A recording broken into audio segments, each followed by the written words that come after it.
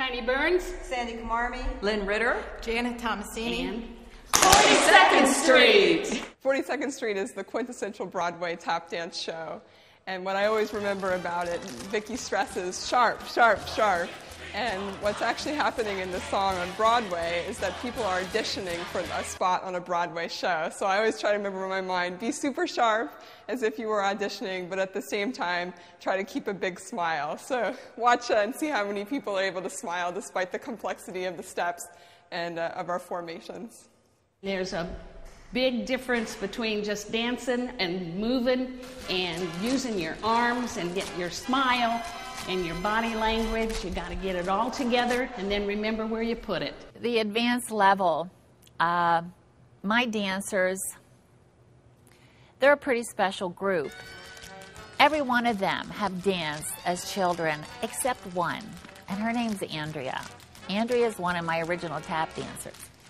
It's harder for her to have learned almost at 50 to remember the steps. Hi, my name is Andrea Catlin. I'm an advanced dancer, and we're going to talk about 42nd Street. And I'm Tracy Reinl. And that's all she's going to say. But what I'm going to say is that I love doing 42nd Street. 42nd Street is so period. It's from a Broadway show. I think when we dance it, it just creates a lot of excitement. I would agree with that, absolutely. And maybe at the end, watch for when we break into groups, because that was definitely the hardest step for us to learn. Well, sometimes even simple steps are hard for us to learn because, you know, we are ladies of a certain age. And, speak for yourself. Well, that's right. I've got Tracy by at least 10 years.